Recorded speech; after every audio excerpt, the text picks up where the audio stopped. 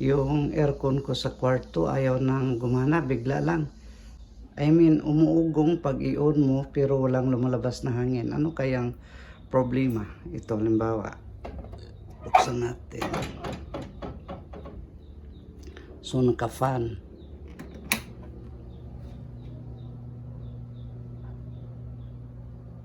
Pero wala, no? At ilagay natin itong thermostat sa bandang number 3. High fan, wala pa rin. Pero pag ilagay mo sa low cool, yan, meaning gumagana ang motor sa compressor. I-off natin. Pero ayaw gumana ang fan. Ibig sabihin, fan ang problema or kapasitor mismo ng fan. Tanggalin natin ang cover.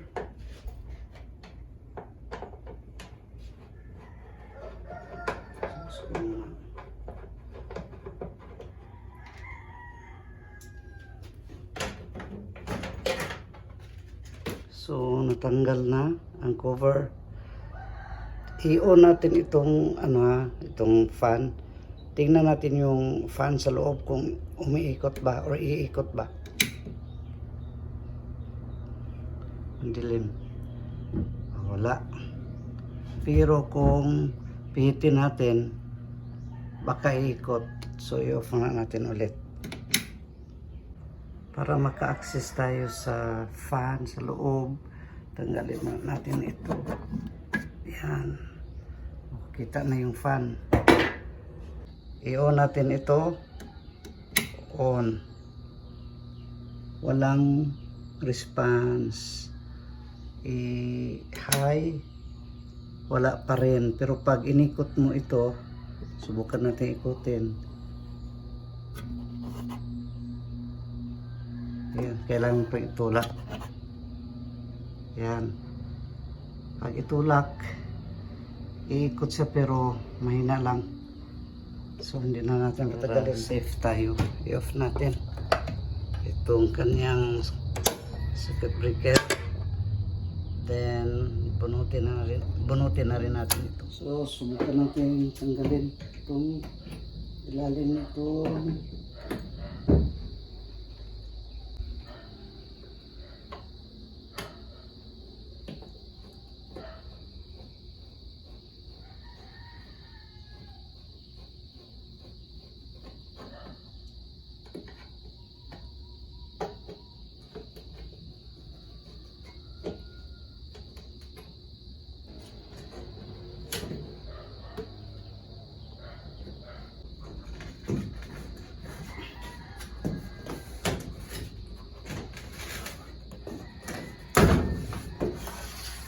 Hilain natin ito.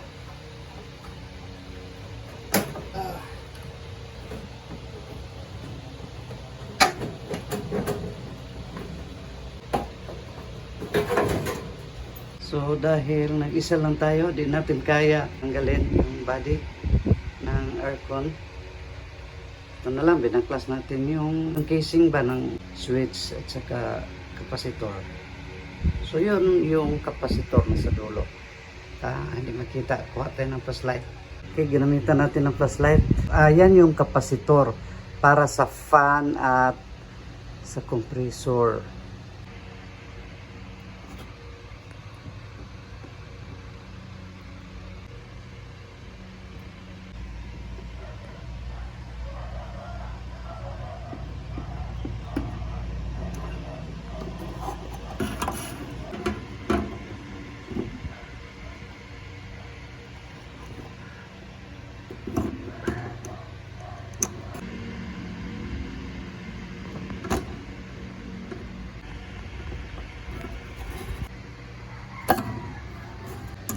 Okay, tanggal na. Ayan. Ayan. Pwede, nahila na.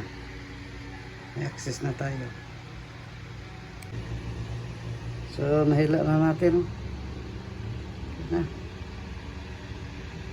Testing natin to.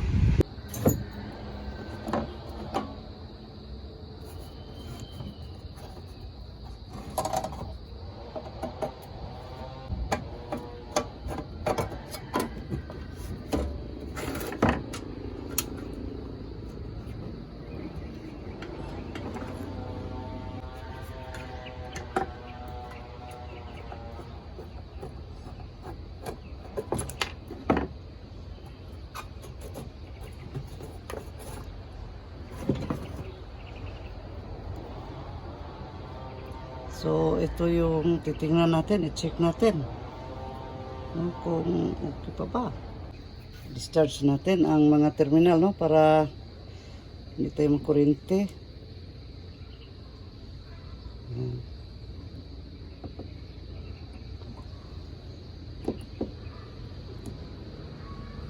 Yan. So ito yung kanyang kapasitor. May nakalagay na letter C, it means common. Ito naman may nakalagay na letter F. Ayun kung klaro ba. May nakalagay na letter F. Yan, F, fan. So common, fan, ano ito? Automatic. Ito yung sa compressor. So testing natin. Ilagay natin sa 1K. Common and compressor, tingnan natin. Umalo, bumalik. Balik na rin natin itong test prods. Bumalik din. Dito tayo sa common at saka sa fan. Walang palo. Balik na rin. Dito na lang para makita. Walang palo. Meaning, open ang kanyang fan. Gamitan natin ng digital multitester. Ito yung common, ito yung compressor. Tingnan natin ha, anong reading kung meron. So common saka compressor.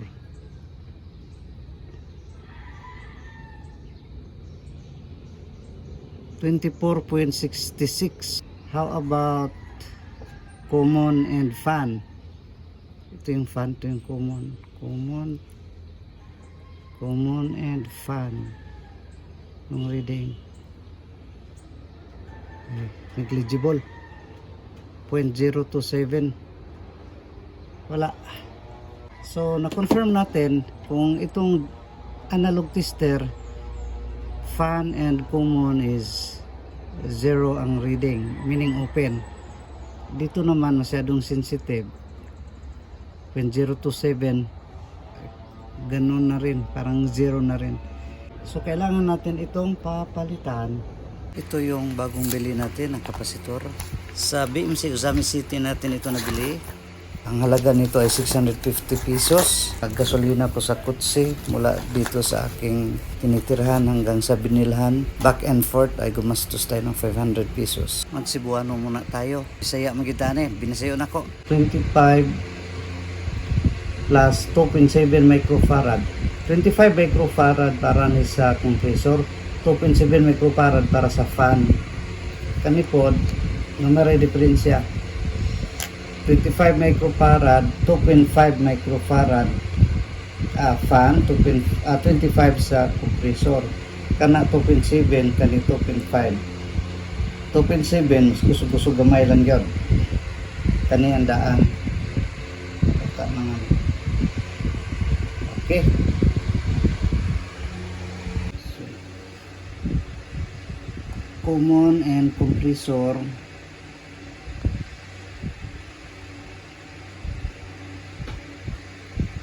$24.77. Ito yung bago. Common and compressor.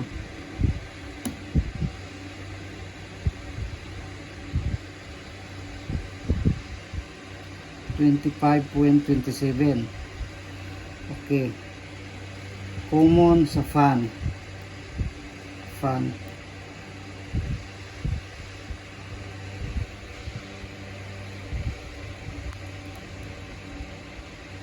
So walang reading. Pero ano to ha? Common and fan.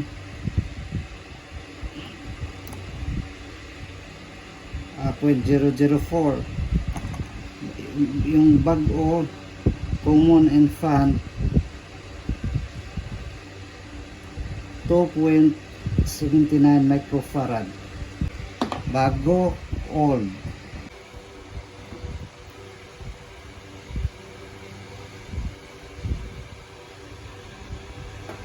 So i-assemble na natin, ikabit na natin ang tinanggal natin kanina. Hindi ko na lang ipapakita para makasave tayo ng oras.